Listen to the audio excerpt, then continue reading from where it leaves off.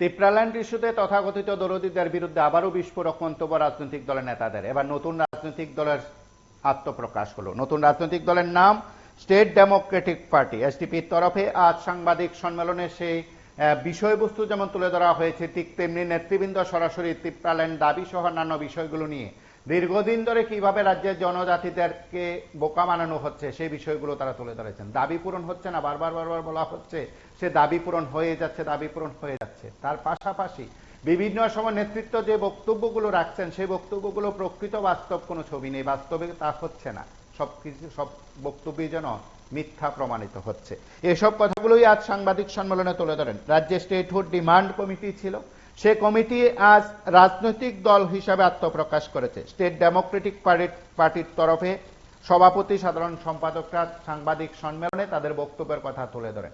আমরা একবার শুনবো সেই নতুন রাজনৈতিক দলের নেতৃত্বে কি বক্তব্য, অন্যান্য রাজনৈতিক দলের কর্মকাণ্ড নিয়ে বা প্রেক্ষাপট নিয়ে তারাই বা কি বলছেন।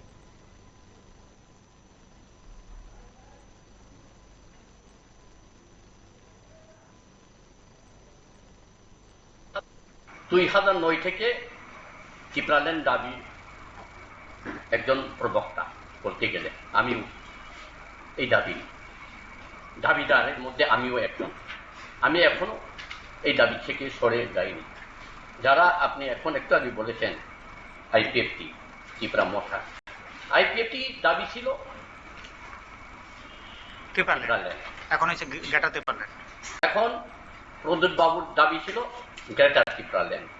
আইপিএফটিও 2017 রাস্তা অবরোধ করেছিল, কিন্তু সেখানে খালি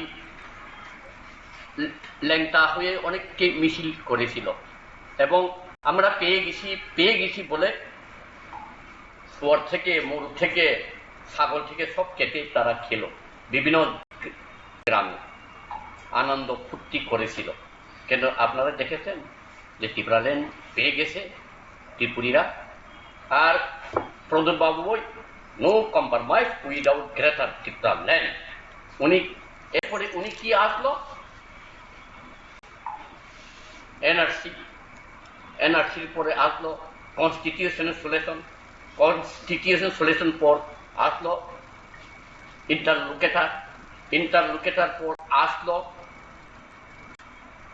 ত্রিপ্রাসা একর পর আসলো বাংলাদেশি ত্রিপুরীদের নির্যাতনের প্রতিবাদ। এরপর আসলো এডিসির যতগুলো চাকরি নিয়োগ হবে রাজ্য সরকার কাছে অর্পণ করা হবে। এরপর এখন তো আসলো বিভিন্ন ইয়েতে যোগাযোগ করে ওরা গত কিছুদিন আগে এক হেলথে নিয়ে এবং গাড়ি ঘোড়া নিয়ে উনি জায়গায় ব্যস্ত। আর গেল 14 তারিখ ব্লক ডেপুটেশন আর্টিকেল মানে 125তম সংশোধন আর ভিলেজ কমিটি মূল দাবি থেকে উনি কি পিছিয়ে গেছে বলতে গেলে? মূল যে দাবিটা ছিল মানে ঠকিয়ে শুধু পাওয়ারে আসার জন্য ঠকানোর কারবার হলো আইপিএফটি। গেল আইপিএফটি এখন আছে এবং যারা এখন ত্রিপুরা মঠা তাদেরও শুধু ঠকানো, আমাদেরকে ঠকিয়ে ক্ষমতায় অধিষ্ঠিত হওয়া ওদের লক্ষ্য এবং ক্ষমতা অলরেডি পেয়ে গেছে। এখন অনিমেষ বাবু ফরেস্ট মন্ত্রী, বিশেকেটু হাফপ্যান্ট মন্ত্রী, কি বলে আইপিএফটি শুক্লাচরণ বাবু উনি মন্ত্রী। এই মন্ত্রী পর্যন্ত 7 দাবিগুলা এখন 7 সমুদ্র 13 নদীতে ভাসিয়ে দেওয়া হলো। তাহলে তাদের উদ্দেশ্য ছিল শুধু আপনাদের নিয়ে রাজনীতি খেলা, সব খেলা, ঠকানো। তা এখন যিনি আছেন তাদের উদ্দেশ্যে কি বার্তা থাকবে, যিনি নাকি ত্রিপুরা মাতার মেন সুপ্রিমো আছে? ওনারে আমি আরে বলবো ঠকাইতে পারলে আরো ঠকাও, যতদিন নির্মূল না হওয়া পর্যন্ত ত্রিপুরা ছাড়া ততদিন তুমি ঠকিয়ে যাও। এই হলো আমি ওনার কাছে আহ্বান। আপনাদের সামনে কি আন্দোলন থাকবে? আমার তো গণতন্ত্র উপায়ে দাবি আদায়ের ক্ষেত্রে আন্দোলন থাকবে, শান্তিপূর্ণ আন্দোলন, কারণ বাঁচার ক্ষেত্রে আমাদের সংগ্রাম করতে হবে। আমরা এটা বাঙালি বিরোধী নয়।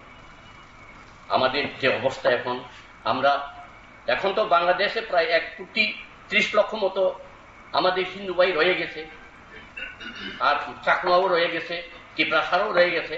তারা যদি আসলে আমরা যারা এখানে 12 লক্ষ বা 13 লক্ষ, অবস্থা কি হবে? 0 পয়েন্ট হয়ে যাবে। তখন এক চিড়িয়াখানায় তাদের দেখা মিলবে।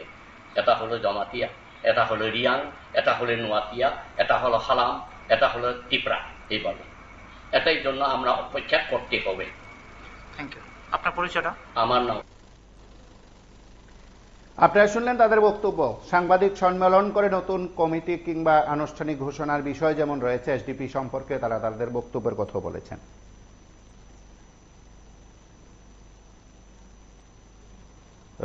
সেদিক থেকে অবশ্যই এই সময়ের মধ্যে যে বক্তব্য আমরা আপনাদের কাছে তুলে ধরেছি, রাজনৈতিক দৃষ্টিভঙ্গি থেকেও সেই বক্তব্য যথেষ্ট গুরুত্বপূর্ণ। আপনারা সঙ্গে থাকুন, দেখতে থাকুন PV24।